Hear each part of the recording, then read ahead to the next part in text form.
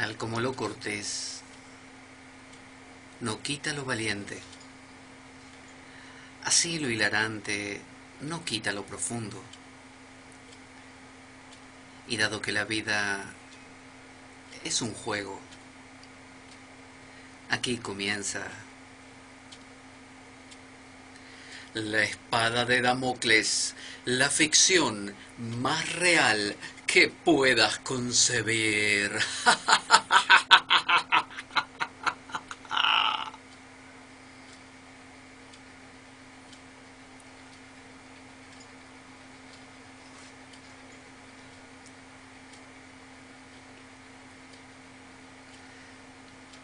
La espada de Damocles es un programa que por mera falta de objetividad cree ser diferente.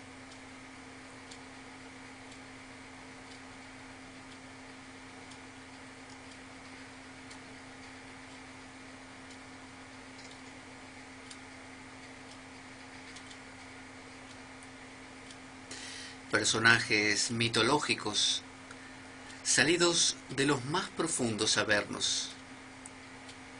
Leyendas escabrosas y sin sentido.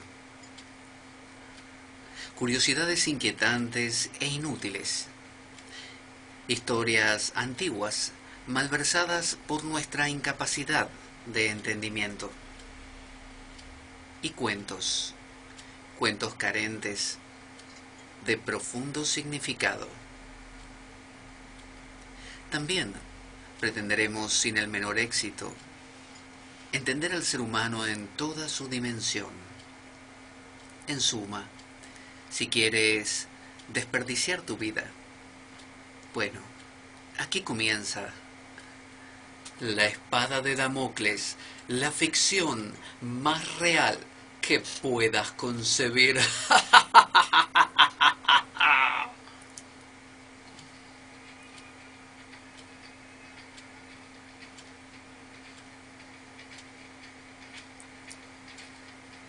Todos los domingos de 3 a 5 de la tarde aproximadamente por la radio Cuca 107.3 FM aquí en Oviedo, Asturias, España.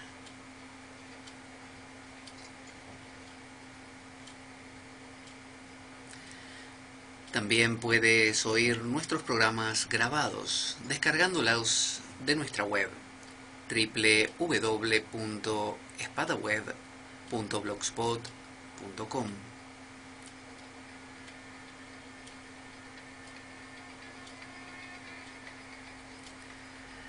Ven, acércate. Quiero decirte algo. Ven más cerca. Ahí. Muy bien. Oye lo que tengo para decirte. ¿Sabes qué? No te lo puedes perder.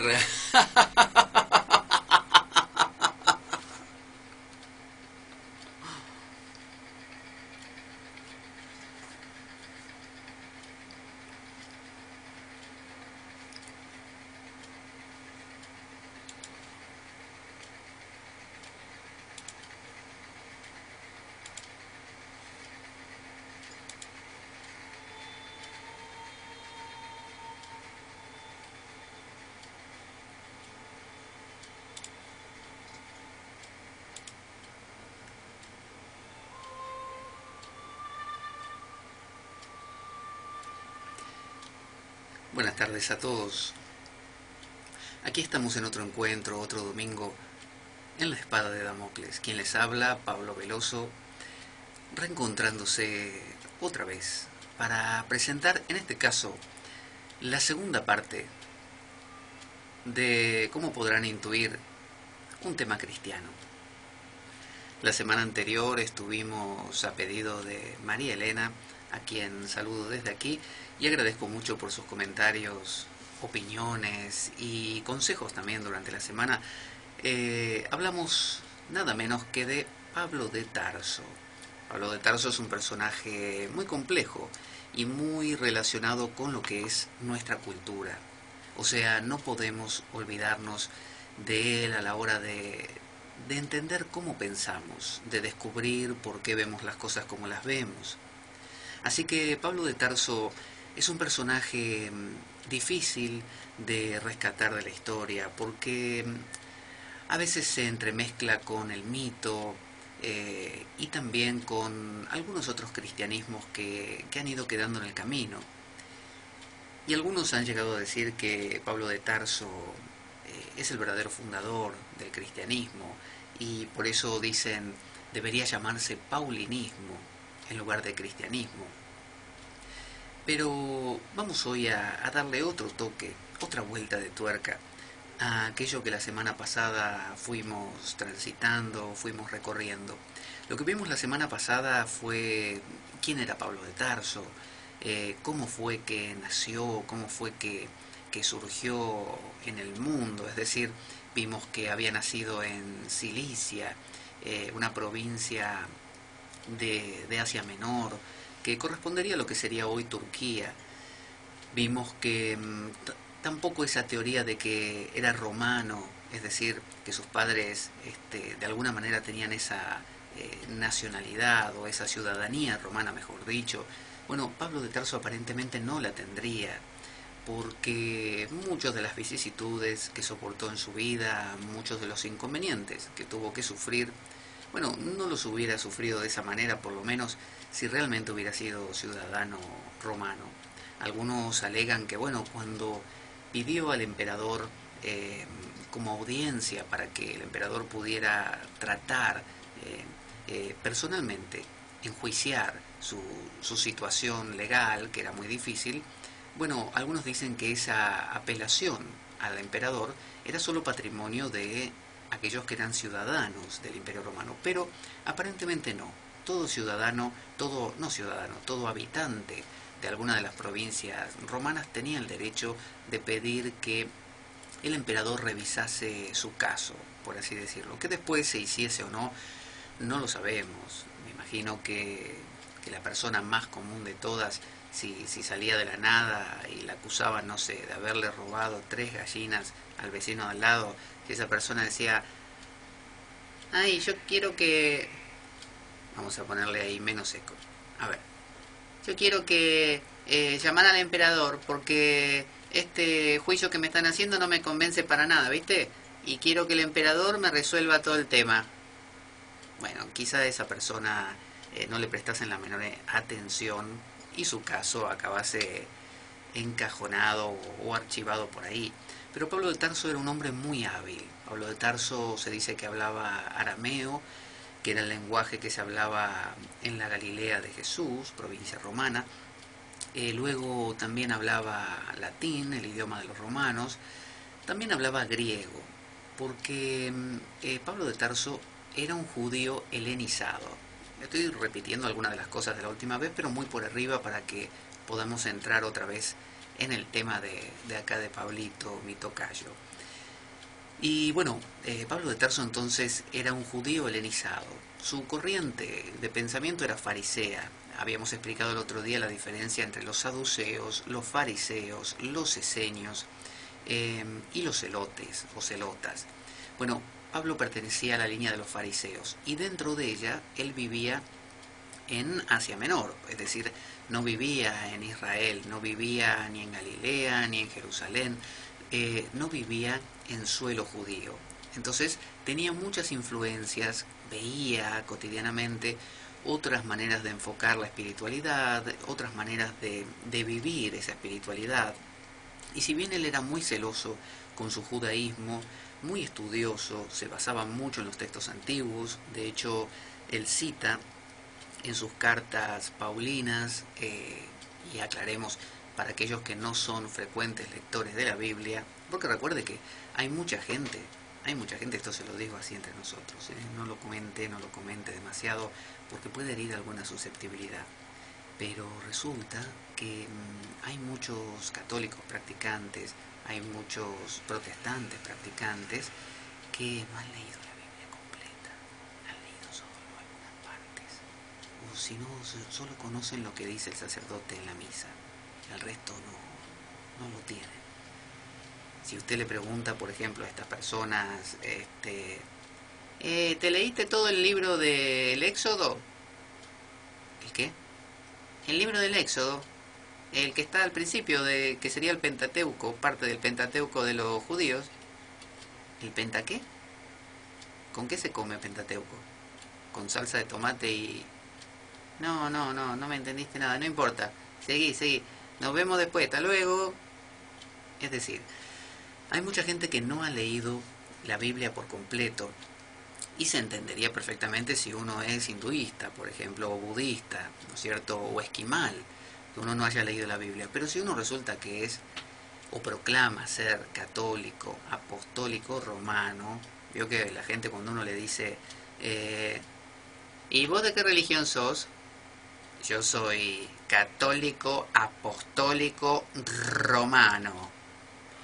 Y la R de romano la dicen dura, de manera que se note que son católicos, apostólicos y romanos. Es decir, la gente suele demostrar su filiación a una fe determinada, pero bueno, a veces en lo que se trata de conocer sus escrituras, bueno, ahí anda medio flojo el asunto. Entonces mucha gente no ha leído el Antiguo Testamento, porque le resulta aburrido. Conoce, sí, bueno, que Moisés sacó al pueblo judío de Egipto, bueno, y que dividió el Mar Rojo, por ejemplo. No sabe qué es el Mar Rojo, no se acuerda de eso, pero bueno, aunque sea dividió algo y pasaron por el medio, porque lo vio en películas como esta de Ben-Hur y los 10 mandamientos y todas esas, el manto sagrado, que no sé si usted las tiene, que cuando venía la Semana Santa, por ejemplo, en otras épocas, cuando yo era chico, por ejemplo, no es como ahora, que cuando venían épocas así religiosas, de festividades, como la Semana Santa, por ejemplo, la Navidad y cosas por el estilo, la programación televisiva se alteraba. Usted no lograba, no había forma de ver, por ejemplo, una película de cowboys, ¿no? De vaqueros, de tiros, digamos. No se podía. La señora que quería ver la novela tampoco podía. ¿Qué le ponían? Bueno, le ponían series de estas. Por ejemplo, como mucho Espartaco le ponían, ¿no? El esclavo este que se liberaba de los romanos y después lo agarraban y lo hacían percha en la vía Apia, tapizando la vía Apia con infinidad de cruces de estos gladiadores que se habían escapado. Pero es en el mejor de los casos. Pero en el peor le ponían el manto sagrado cada año, que era la historia de la crucifixión de Jesús y cómo uno de los romanos que se jugaba a los dados apostando para ver si se ganaba alguna de las ropas de Jesús, se queda con el manto de Jesús. Y ese manto parece torturarlo al tipo. Una vez que se lo pone, es como, no sé si vio La Máscara de Jim Carrey, la película, que la máscara se le pega al rostro y le empieza como a apoderarse de él. Bueno, el tipo sufría, el romano, por la influencia del manto de Jesús y le agarraba como una culpa bárbara por haberlo crucificado y le venían a la mente las escenas de cuando con el martillo golpeaba los clavos para clavarlo a la cruz. Cosa rara, porque un romano en esa época vivía en un mundo donde la sangre era cosa cotidiana, era muy cruel ese mundo comparado con el nuestro. Nosotros vivimos en un mundo aséptico, en un mundo donde bombardean la franja de Gaza, pero bueno, no lo vemos. Y si lo vemos en un video que aparece subido a YouTube por el pobre padre de alguna criatura palestina. Y bueno, nos parece como que es un video más de los que vemos todos los días. Sin embargo, en el mundo romano, en el mundo de los judíos de esa época, del siglo I, se vivía en un mundo donde la más pequeña revuelta que había de algunos de los pueblos que eran colonizados por los romanos, bueno, eran masacrados sin ningún problema. Y de hecho existían los celotes, de los que hemos hablado, que eran una de las ramas del judaísmo de esa época, que eran llamados también los sicarios, porque llevaban un tipo de cuchillo llamado sica. Y con ese cuchillo, digamos que te convencían de cualquier cosa, te convencían degollándote. Y la crueldad y la sangre eran cosa cotidiana. Entonces, bueno, el manto sagrado, los 10 mandamientos, películas de los años 50 más o menos, que no habían hecho otras, eran superproducciones. Y como tales, no había dinero para repetir algo con tantos extras, con tanta gente disfrazada. Entonces uno veía esas imágenes y poco más era película muda.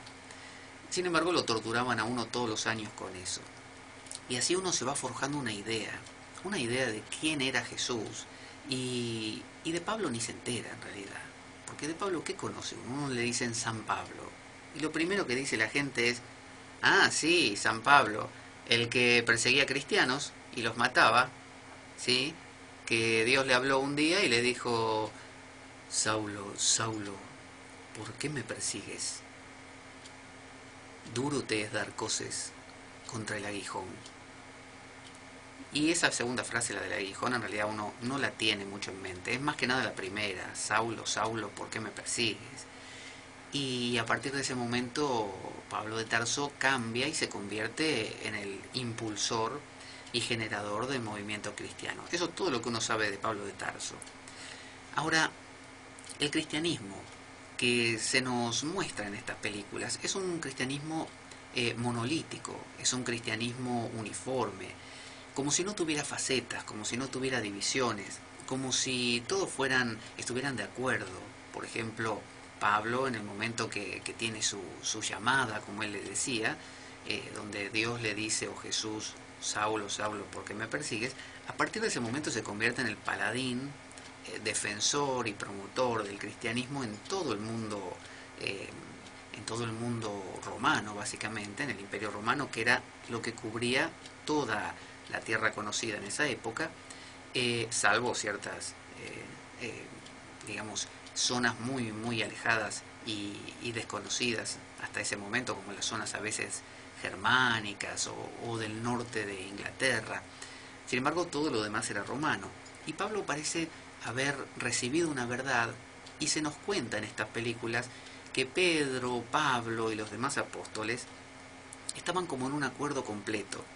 Y hasta los demás apóstoles se pusieron contentísimos de que Pablo, después del miedo inicial de encontrarse con un Saulo o Pablo que los perseguía hasta ayer y los mataba, encontrarse con que se había convertido les pareció fantástico y estaban todos de acuerdo en cuanto a la doctrina y que todos empezaron a predicar en distintas direcciones y convirtieron al mundo entero.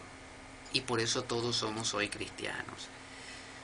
Esa es la idea que se expresa en esta película. Sin embargo, no necesariamente fue así.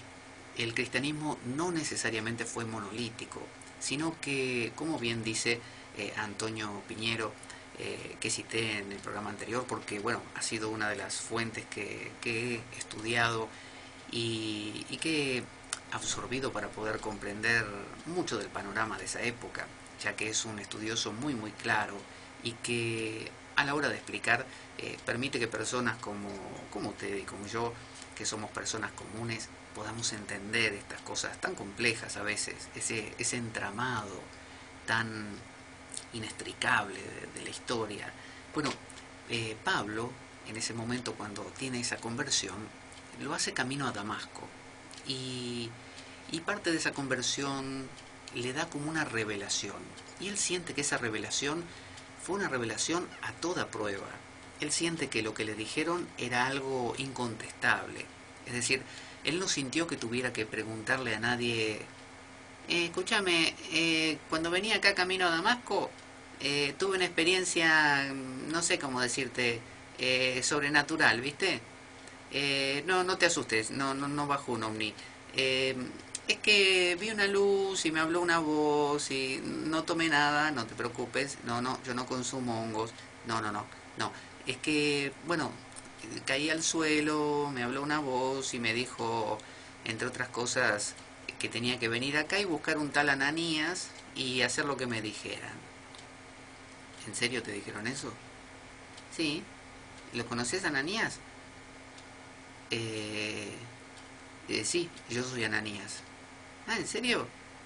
Sí, y te dijeron que hagas lo que te dijera Ananías, ¿no? Sí. Bueno, yo soy Ananías.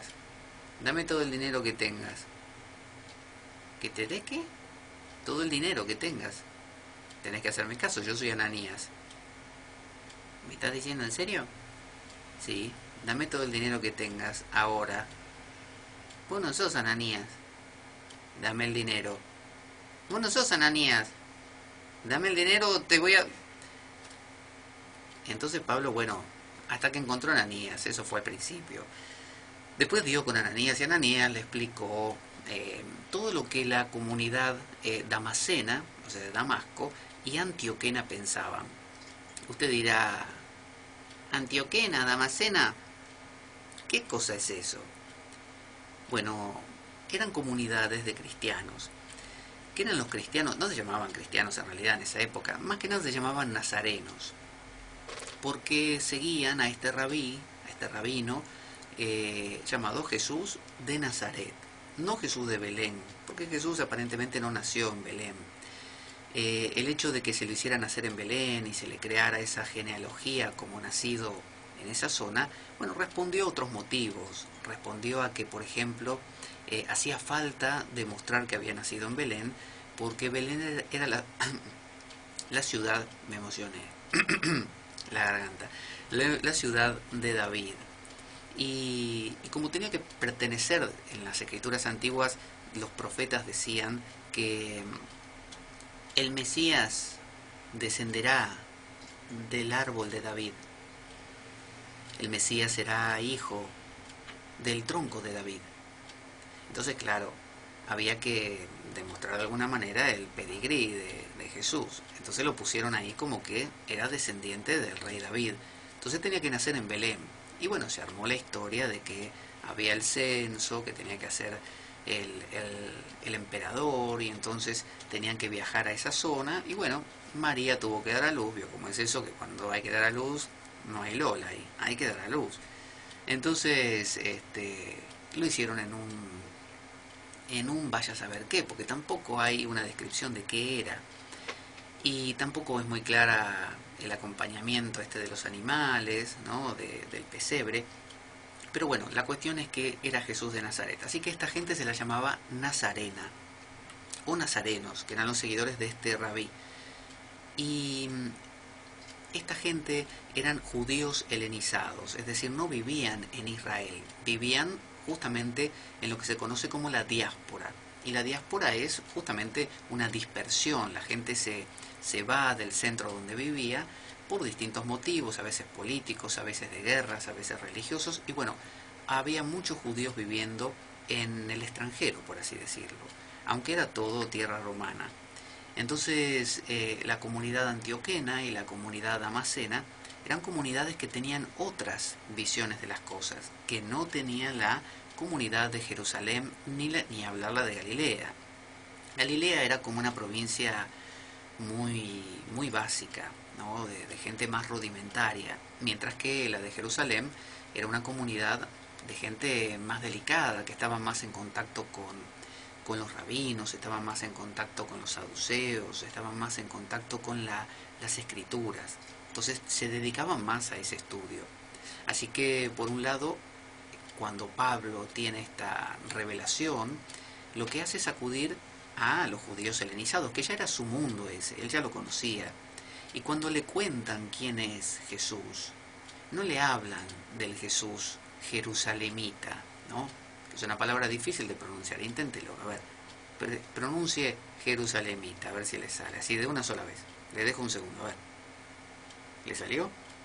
Bueno, si le salió es un genio o una genia, porque cuesta, ¿eh? Jerusalemita. Así que bueno, la comunidad jerusalemita era mucho más conservadora, era donde estaban inicialmente un tal Santiago, y ese Santiago lo mataron, y subió en su lugar al poder el hermano, otro Santiago, que era el hermano de Jesús, era uno de los familiares realmente de Jesús, el hermano.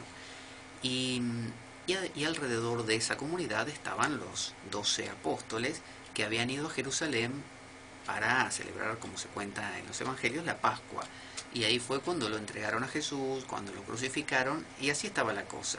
Estaban escondidos los 12 apóstoles, estaban que después empezaron a salir y de a poquito a hacer sus predicaciones, evitando que los maten, porque no causaba ninguna gracia la enseñanza de Jesús a los judíos de esa época.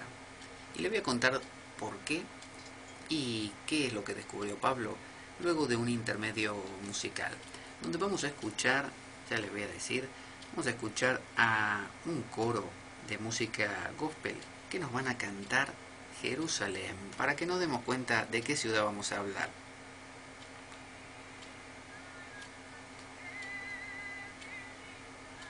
Ahí. Para que no quede duda de qué ciudad hablamos, ¿eh? Jerusalén, sí señor. Puede cantar conmigo. Jerusalén. Lo demás que dice no sé qué es. Yo solo entiendo Jerusalén. Ahí va. En unos momentos regresamos con más La Espada de Damocles y más Pablo de Tarso.